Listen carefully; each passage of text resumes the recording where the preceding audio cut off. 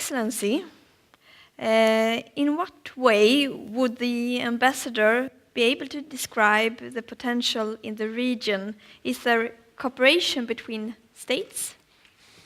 Actually, speaking about cooperation, being three of us here in the board, I remember 4 years ago I heard about a project that was financed, managed by United Arab Emirates Master City and the technology from Finland, and was the industrial part was done in India. So I think this is a sector of business that requires a lots of cooperation between different countries. And I believe, I'm not sure about this information, but I believe the customer was UK. So you can see how the chain could be spread around the world. Speaking about the opportunity, the cooperation that United Arab Emirates is providing for different countries is that UAE is trying to promote itself as a hub for the region in this area, especially South Africa and the Middle East. And being one of the countries that promote exhibitions, I would recommend very highly that people who would like to enter the market of this region will be an easier access is to go through exhibitions that happens in Abu Dhabi or Dubai, which are many and attended by so many representatives, not just from United Arab Emirates, but also from the region as a whole. Okay, thank you. We've heard of a Master City, an entirely carbon neutral city in the future. I wonder what are the people's reactions to the city, and is there any plans for follow-up? Actually, the city was started by a very ambitious plan, and was just recently the government itself recognized that this project needs some more reviewing and some more cooperation from different countries. The initiative was taken by the government solely. But just recently, there was a little bit change of plan, is that, to create a platform for different countries to actually own part of that city. For example, I think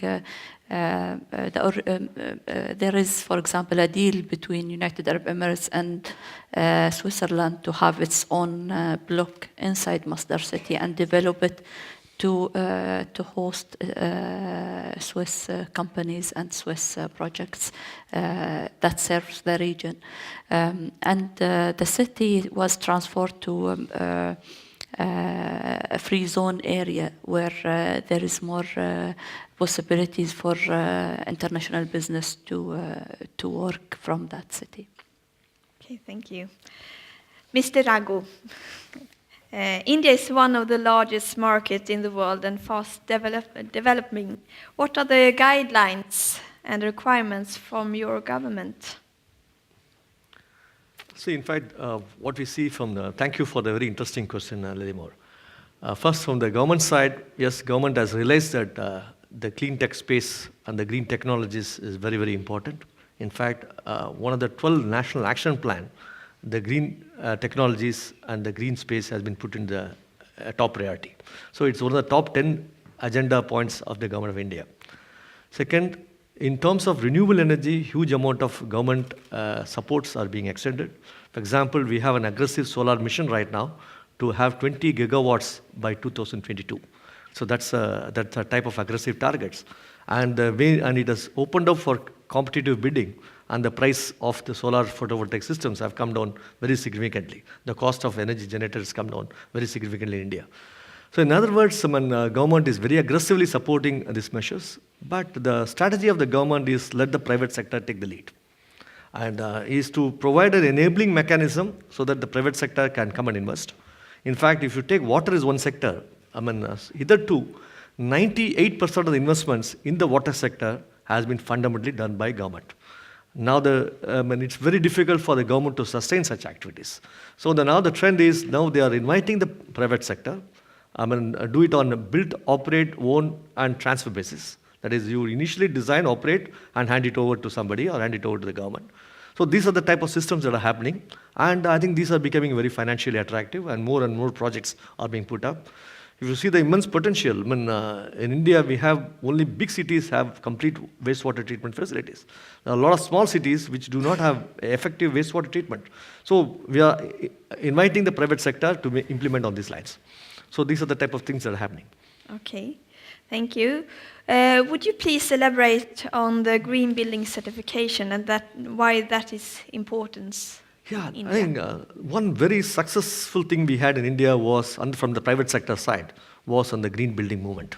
And if you really see the primary reasons why this green building movement became successful, it's a combination of 2 to 3 drivers. The fundamentally 2 main drivers which really dominated the scenario up to 2010 is a combination of green image and the economic benefits for going green. These two look different, but in reality they are inseparable. If you take energy efficiency has been in the limelight for the last 20-25 years, and the potential is very large, but what has been realized is very small. The green buildings also have a similar potential, but the green buildings took off in a very faster rate within a span of 3 to 5 years, whereas energy efficiency has not achieved that progress in 30 years. This is what I'm saying is globally this is a phenomenon. Whereas if you take in India also, the green buildings movement came up very rapidly in 3-5 years. If you really see from an entrepreneur perspective or a owner perspective, he is looking for a corporate green image. Yes, my building is green, and I want to showcase this to public. Yes, it's a green building. And in addition to the green building, he is having a financial benefit. He is getting the additional returns for the investment he makes. So it's a combination of these two. If you have only the benefits and there is no image, it would have taken a very long time. If it is only image and no benefit, then it will become a fad. Within a span of 2 years, it will die a natural death. So it's a combination of this image plus the benefits has really ruled the market and is driving the market. Now the third thing that is a new driver which we realized in the year 2010, in addition to these two, that the image as well as benefit, we thought initially the developers may not have interest. Okay, I'm going to construct the building and give it away to the owner. So what is the benefit if I do an energy efficient building? Okay, so that was the thought process that was there till 2010, but the picture completely changed. Now the big companies, big corporates, they started demanding green buildings. Okay, if it's not a green building, I will not occupy that place. I will not lease the space. So if you're a developer and you do not have a green building, you will not be able to sell the space. As simple as this. So, and even now, people are not willing to pay an additional amount for a green building. But if you do not have a green building, the place will not be simply sold. About 5 years back, when the things were very favorable, the demand was outstripping the supply. Today, its supply is far, far higher, and you really have to have a unique selling proposition to sell the building. So it's becoming a very strong business case. Thank you. Thank you. Mr. Nykänen, you work specifically with supporting interaction of new products in the Chinese market, as well as finding appropriate funding. Can you describe some of the result of your work? Well, we currently, in fact, we are in a situation where we try to find strategic partners among energy efficiency technology supply industry. Basically the structure is so that we are looking for projects for them, or we join with them at the earlier stage and we look what sort of projects they have in China and try discuss whether we could be one of the companies investing into those projects and financing the projects.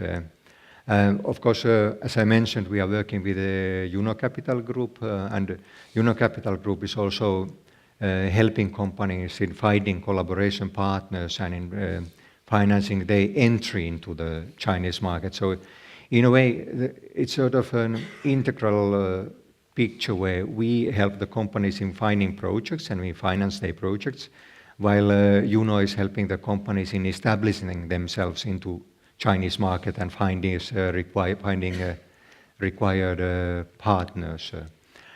there are, let's say, there is also lots of activity on the Finnish governmental side, so the Finnish authorities are heavily promoting this. And it's a very close collaboration. I expect in Sweden it's the same, that the authorities and the technology companies are working hand in hand when they talk about these big markets, like my colleagues are representing, and also China. That the companies go into this market also under the umbrella of Sweden and use that as a marketing dimension. And that the same is happening in Finland, that the companies are pooling up, forming consortia and coming together to Sweden. And of course, we try to help them in finding partners, finding financing for their entry, and also finding projects for them. Okay, thank you. I know that Chinese companies are looking for Scandinavian technology. How do Chinese companies perceive Nordic technology? Well, they like us. That was a simple question. There are a couple of very good features in Nordic cleantech companies. One is that they are reliable partners to work with, and that's one feature that Chinese companies appreciate very highly, that if a Nordic company goes to a technology company and says that this is what my equipment can do, and these are the terms of the delivery, they keep their promises. And that's extremely important, especially in Chinese market, where the companies, they have difficulties in differentiating one Nordic technology company from another technology company. So they are looking for strategic partnerships, and they want to, when they realize that the company is good, they keep their promises, they want to work with the same company for a longer time. And that's sort of a big benefit for us. We don't have to resell our services always if we just keep our word. And I think that's one of the biggest competitive edge among the Nordic companies. The other advantage is that the Nordic cleantech sector is very broad, and we have different solutions for different needs. And Chinese typically, they say that, okay, I'm going to build a new chemical factory, can you help me? And of course that means that there are lots of needs in water cleaning, handling the chemical components, emissions, construction. And then what we can do here in the Nordic countries is to, let's say, pool together and offer a package of cleantech services at the same time to the same client. And these sort of solutions where we can join forces and act as one big company together, as Nordic companies, that's highly valued by the Chinese clients, because they have much bigger needs than a single company can solve. At least applies to smaller companies. Maybe big companies are more flexible.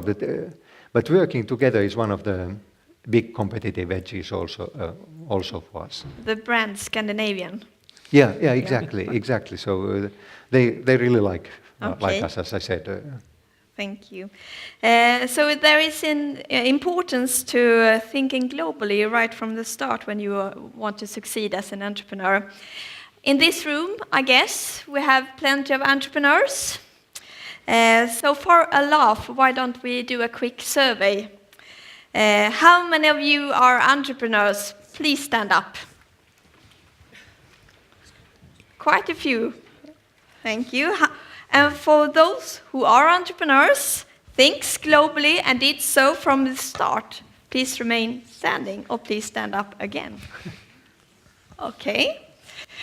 For those of you who are entrepreneurs, think globally and did so from the start, and have already addressed the Chinese, the Indian, or the United Arab market, remain standing.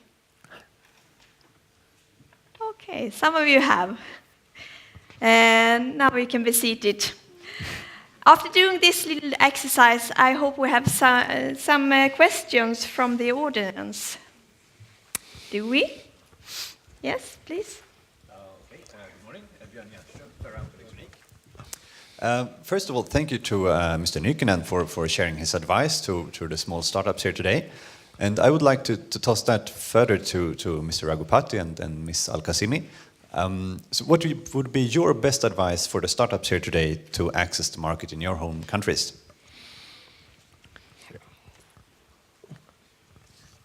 So the advice is basically same. I mean, the approach is more or less similar. That's what I presented in the last but one slide also. It's very important for you to have a local reach. So the first important strategy is you make sure that product is first technologically very unique. And in sense that, I mean, if it's not very unique, it's very highly likely to be, you have other competing products coming in very early for you. So first is if it's the technology of the product must be unique. Second thing is that you must have a very strong local partner.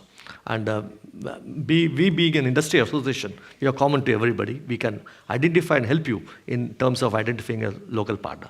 Identifying a strong local partner who knows the local language and culture is very, very important to solve your local issues.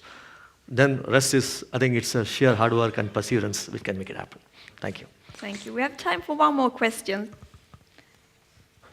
Monica? It's actually 2 questions in one.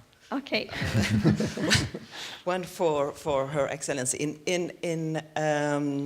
In your country, what are the, I would say, incitements? What do you do to help people reduce energy, to actually reduce energy consumption? That is the question that I would like to pose to you. And then to Mr. Raghupathy. We've heard a lot about green buildings in Sweden as well. We talk a lot about that. Here it's mostly about the exterior of the building, the ventilation, the insulation, the windows. How about the lifestyle that people are going to live there? Is there anything in that that you include in the green building? Okay. Well, regarding the reduction of the use of energy, there are so many projects that's going on in different areas of the country. For example, I know Dubai municipality, for example, they introduced green building initiative. They start to put some specification that required by municipality to build any given building in a newly built building in Dubai.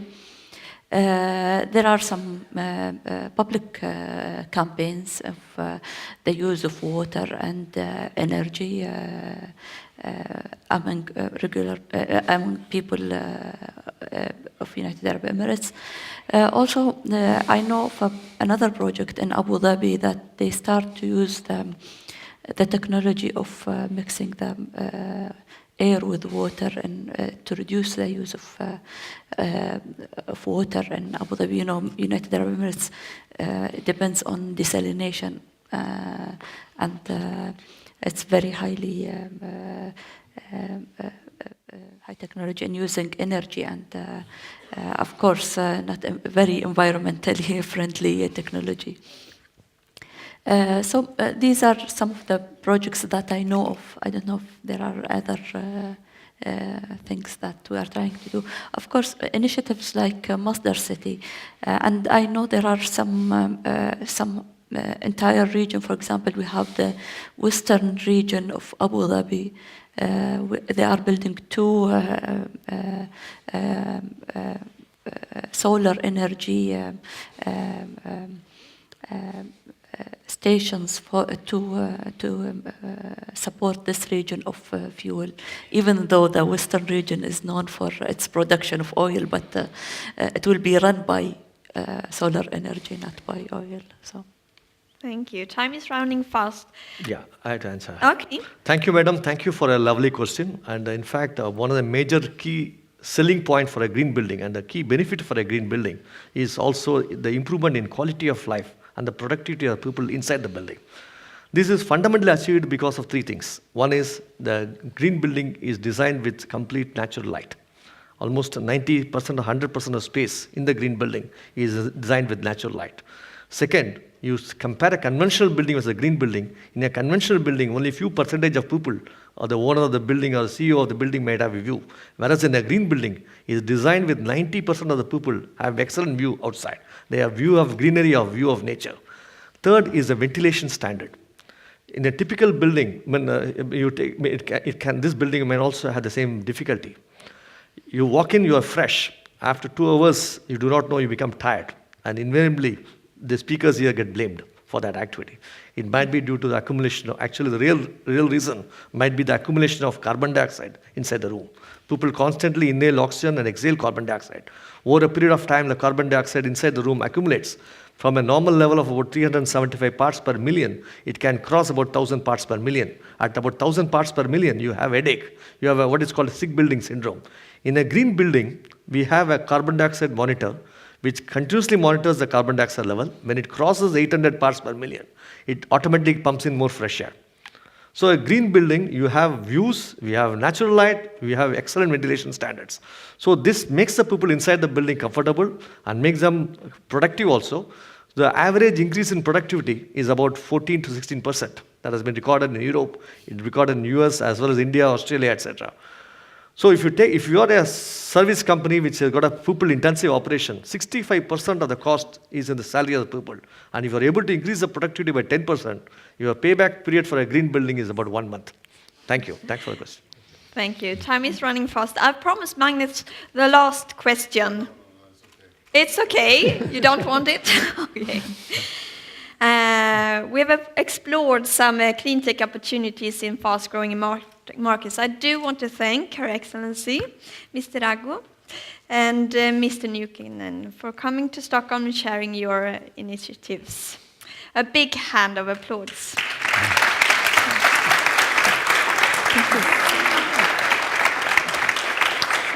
Thank you.